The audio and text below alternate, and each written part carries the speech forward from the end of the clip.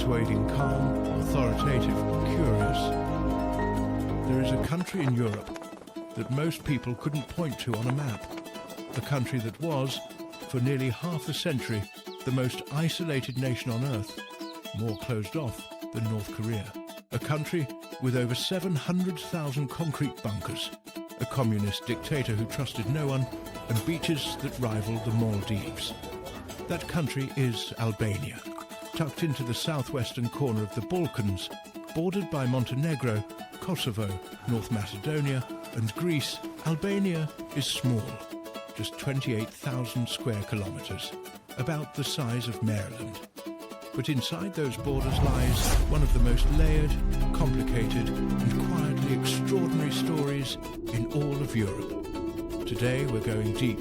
History, culture, food, politics, and the transformation of a nation that the world largely ignored, and is only now beginning to discover. This is Albania.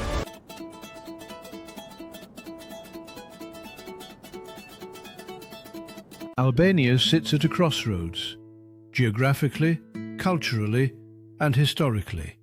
To the west, the Adriatic and Ionian seas. To the east, mountains that seem designed to keep the world out. This geography shaped everything. The Albanian people, known as Shqiptarët in their own language, meaning roughly sons of the eagle, are one of the oldest ethnic groups in Europe.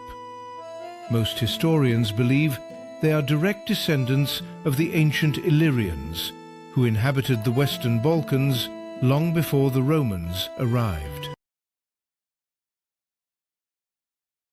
The Albanian language, Shqip, is a linguistic island. It belongs to the Indo-European family, but it has no close relatives.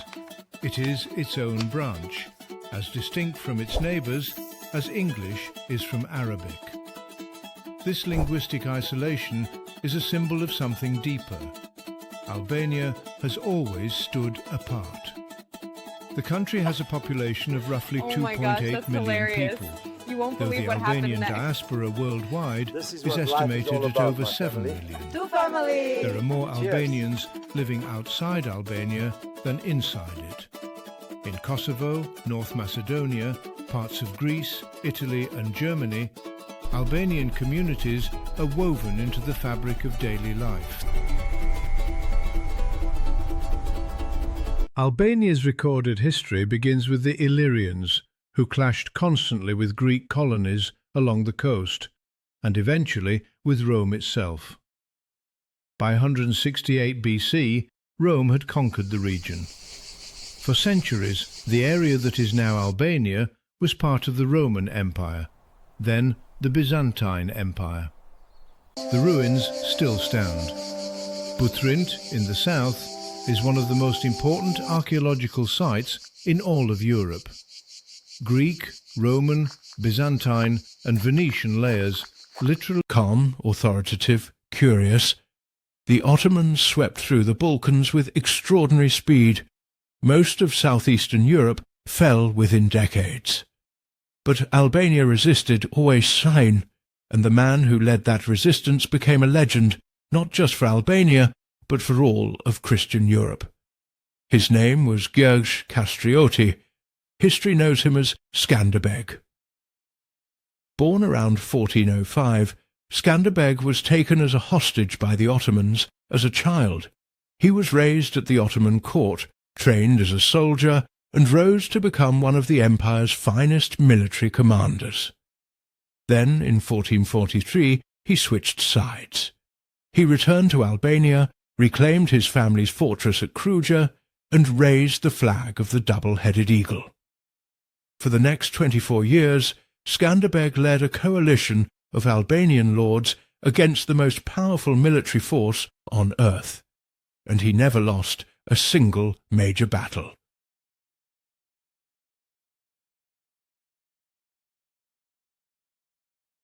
Independence came on November 28, 1912, declared at a congress in the city of Vlora, as the Ottoman Empire crumbled during the First Balkan War. The flag Skanderbeg had raised nearly 500 years earlier, was razed again. But independence didn't Populli bring shqiptar stability. ka The luftuar country was carved gjithmonë up, për liri invaded, and dhe fought over pavarësi. through both world wars. Italy occupied it, Germany occupied it.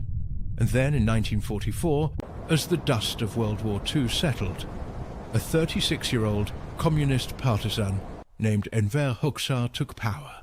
Albania would never be the same. Enver Hoxha ruled Albania from 1944 until his death in 1985, 41 years. He was, by any measure, one of the most extreme dictators of the 20th century.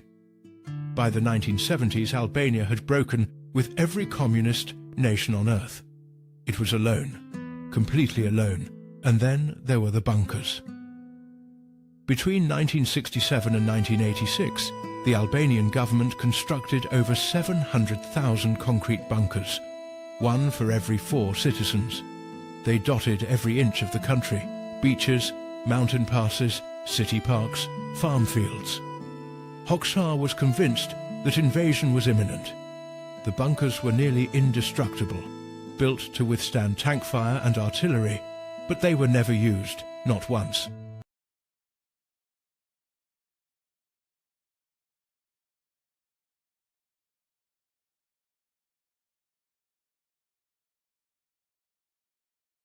Life under Hoxha was a quiet kind of terror. The Sigurimi, the secret police, monitored everything. Neighbors informed on neighbors. Families were punished for the political crimes of relatives. Thousands were imprisoned in labor camps. Estimates suggest that at least 6,000 people were executed for political reasons during his reign.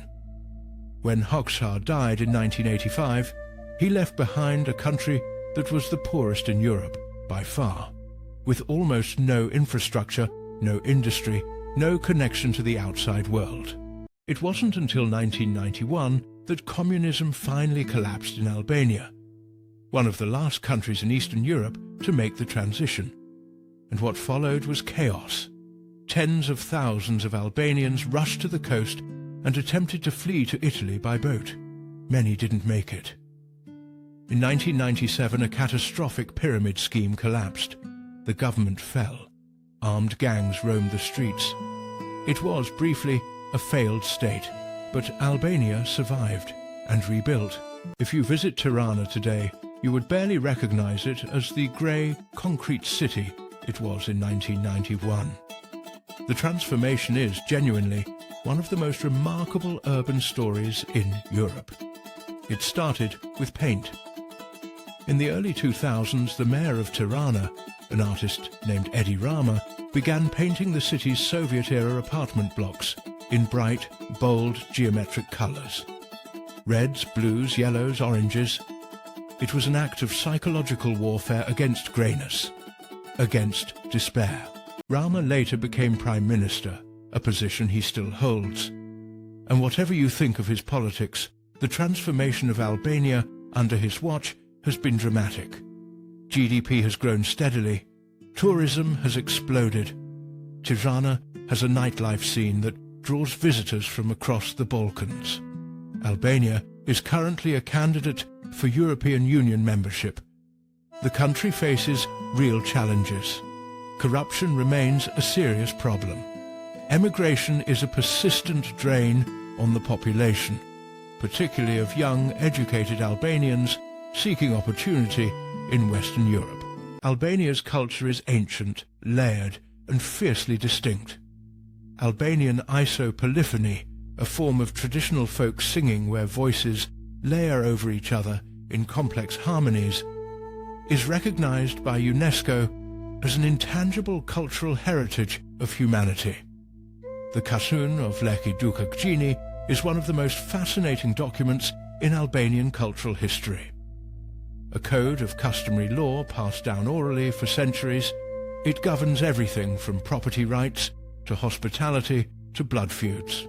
Albania has 2 UNESCO World Heritage Sites, Butrint in the south, that ancient layered city we mentioned earlier, and Gjirokastër, a remarkably preserved Ottoman-era city of stone towers and cobbled streets clinging to a mountain hillside. Berat, known as the City of 1,000 Windows for its white Ottoman houses with their rows of matching windows, is another highlight.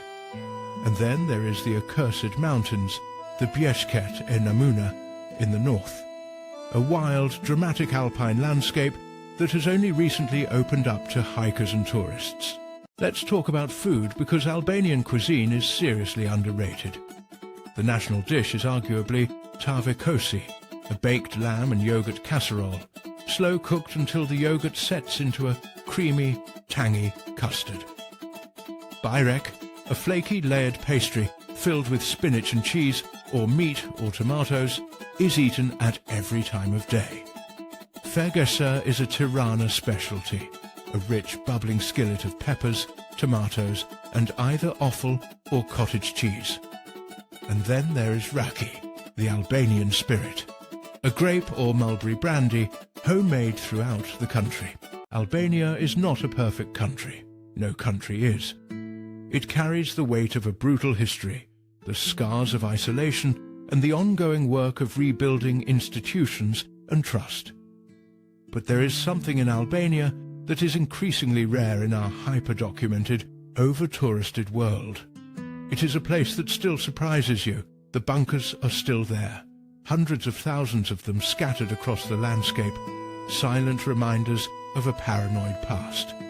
But they're being reclaimed now, turned into something useful. That's the Albanian story, in miniature, taking what was built to keep the world out and opening the doors. Albania, the last secret of Europe, not for much longer.